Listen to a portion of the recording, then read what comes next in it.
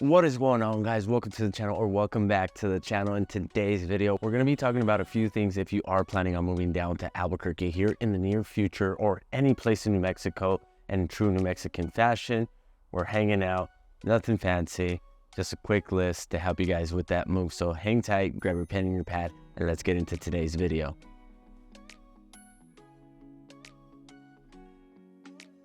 Now, I know there's a bunch of fancy things that we can do when it comes to making this list, right? Like getting a full studio, getting all the lighting correct, but really, I just want to keep it real and authentic on this one here to make sure that we're hitting all the important points, right? And a lot of people don't understand that moving to Albuquerque, you're moving to a high desert, right? So the elevation's a little higher, the humidity is low, but keep in mind that there is going to be some parts of town where it does get a little bit better in that humidity sense, right? So the closer you move to the Rio Grande Valley, you are going to get more moisture in the air just because you're so close to the river there. And of course, everything is super green. So if you do have allergies, keep in mind that the seasonal allergies are going to kick your butt when you move down to New Mexico. I've had plenty of family members and friends not deal with allergies anywhere else that they have lived, but when they come down to visit here in New Mexico, they start to deal with those seasonal allergies. And for me, it's year round.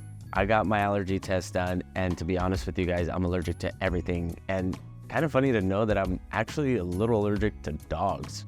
Super weird, would have never guessed it, but yes, everything here in New Mexico is trying to kill me. So if you are like me, be very mindful, check with your medical professionals before you move down here, because it is gonna be a little bit harder to breathe. You might deal with more seasonal allergies. Whatever the case is, yes, it's gonna help out with the benefit of more sun. You're gonna be able to enjoy the 4 seasons here because it's a lot more mild, but just keep in mind that that high desert living is gonna hold true. So go and check with your medical professionals before you move down here, just to make sure that it's gonna work in your best benefit, or take a trip down here to see if you can actually manage living here for a week or two. And how rude of me not to introduce myself. What's going on, guys? My name is Eli, and if this is your first time tuning in to the Living in Albuquerque channel, welcome. Do yourself a huge favor and hit that subscribe and notification bell down at the bottom, right somewhere along here.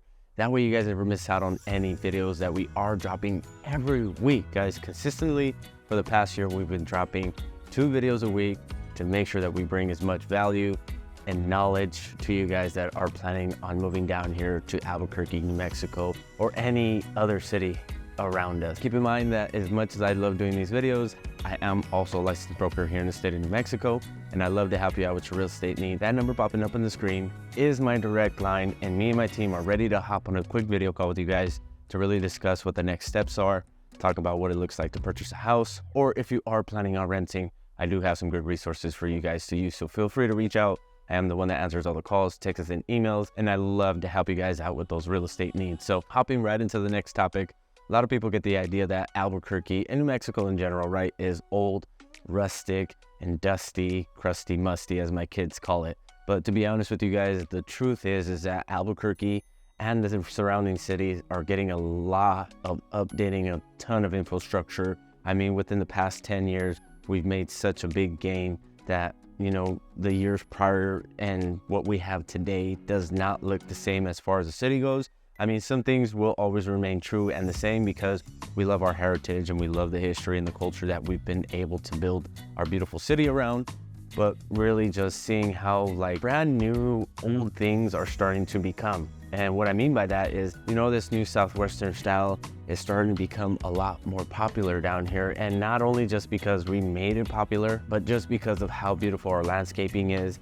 You know, a mix of all these different houses and styles really just makes a ton of sense here in our area alone. So just be mindful that even down to the Route 66, which to us is known as Central, even some of the historical like hotels and motels are getting revamped and are becoming, you know, these little areas for pop-up shops or just restaurants, or it's just becoming somewhere nice to stay, kind of like a staycation kind of thing, without you having to leave the city or really go anywhere. Because believe it or not, there's a ton of people here, me including, that enjoys just going to a nice hotel, staying there for the night, enjoying all the amenities that they have and not having to worry about making the bed in the morning. So is it lazy? I don't know, but it's pretty cool just to get out and change the scene up just a little bit from time to time and be about 10 to 15 minutes away from your house.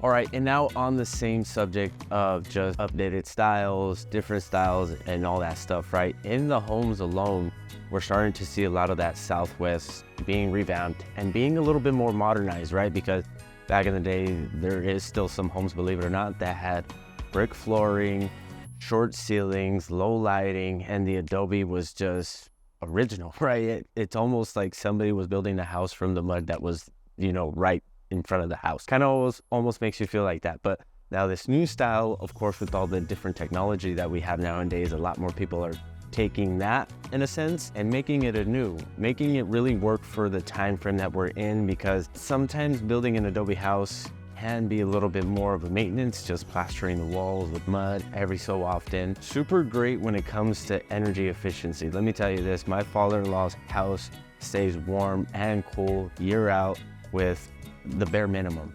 It's freaking crazy, and a lot of people actually enjoy that original style. So if that's what you're looking for, old school, new school, Southwest modern, we're gonna have it here for you guys. Now keep in mind that the Northwest is gonna be a little bit more farm and ranch style, even though it's closer to the desert kind of environment. The East side is just gonna have a little bit of everything.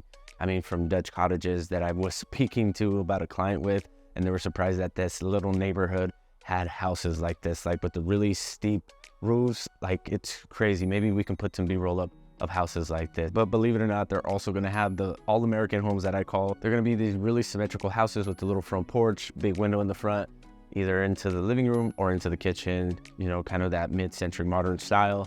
And then you are also gonna have some ranch style homes up there. So really all of Albuquerque and even some of the surrounding cities have a little bit of everything to offer. Whether you're into that updated Southwestern modern style or you're into, the new school kind of ranch style, you can find a pretty decent home for around $350,000, sometimes even cheaper, in any one of these areas. And before we leave off the topic of home, did you know the houses on the east side, closer to the military base, have underground bunkers? Yeah, it's crazy. In World War II, they instructed a lot of these homeowners to build underground bunkers just in case if the Air Force Base ever got bombed. So pretty fun fact, do what you want with it. I just felt like, hey, we're on the topic of interesting things that you should know before moving down to Albuquerque. So there you go, something interesting you can go and tell your friends, right? Because if we do go and show you a house on the southeast side and we find an underground bunker, don't be spooked. It's not anything creepy. It's for a purpose and it's for a reason. But moving right along, guys, to the next topic, and that's where more people are choosing to live, right? Because all these different conversations that we're having with people over Zoom call. And again, if you are planning on moving down here, that number popping up on the screen is my direct line.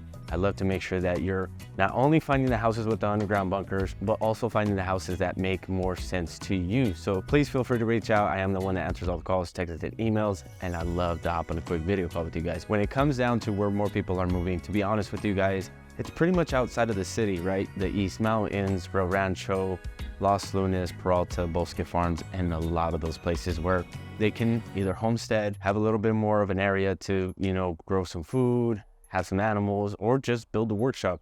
Whatever the case is, they're enjoying that rural state of mind because it brings a sense of peace, right? Not a whole lot of people are traveling over there just because most of everything that people are doing is here within the city of Albuquerque. Even where I live, right? It's kind of out in the outskirts of Albuquerque. And the only thing that I pretty much hear is the occasional cars passing along the freeway. So pretty awesome to still feel like you're in the city, but have a sense of escape, because certain areas like the East Mountains are gonna have their perks, right? Living in Tijeras, Cedar Crest, and Sandia Park, you're gonna be able to just feel like you're in a whole different world. Believe it or not, it doesn't even feel like you're in Albuquerque anymore. Some cases, you don't even feel like you're in New Mexico because you're tucked away in the mountains, in between tall pines, and it's pretty freaking cool. Now, if you are planning on having more of a ranch closer to the Rio Grande, you just still want to be pretty close to the city and some amenities, the South Valley is going to be somewhere that you look, along with the North Valley and Corrales. These places are big horse communities. Just being along the river is going to be a perk because of all the walking trails, hiking trails, and the amenities that they have within the city are still going to be within a reach. Not saying that living in the East Mountains isn't going to be, but When it does snow, they close down the freeways. Sometimes you may not be able to get into the city, so just be aware of those kinds of things. Now, if you are just looking for something a little bit more affordable, you're not looking to purchase the Yellowstone Ranch or the King Ranch, Real Rancho is gonna have some pretty decent pieces of land that are reasonably priced, right? My cousin was looking at a piece of dirt, almost around 2 to 3 acres for under $100,000. We didn't end up moving on that piece of land because the utilities didn't make sense for them, so they opted out to moving to the East Mountains, and we found them an awesome piece of property for under $100,000. So if you are planning on doing this whole kind of like rural living, homesteading, you want a horse, you want a chicken, you want a cow. Shoot, I seen this morning, this guy on Instagram was walking his cow. It was pretty cool. I'm sure you'll see that out there, so don't frown upon it. It's just the usual New Mexican thing.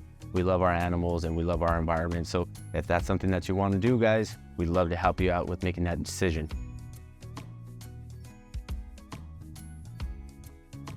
Alright guys, now we touched on a few important parts when it comes down to moving and living in Albuquerque and the surrounding areas, guys. And of course, we didn't touch on everything. As we progress with these videos, they are going to have different things that we talk about and discuss when it comes down to moving to New Mexico and these different cities that we're hanging out in. So if you are planning on moving down here within the next 30, 60, or 90 days, we'd love to help you out with that next home purchase. And that number popping up on the screen is our direct line. Me and our team are ready to hop on a quick video call with you guys to discuss everything that you're gonna wanna know when it comes down to moving to Albuquerque and the surrounding areas. But I'm gonna go and enjoy the rest of my week, guys.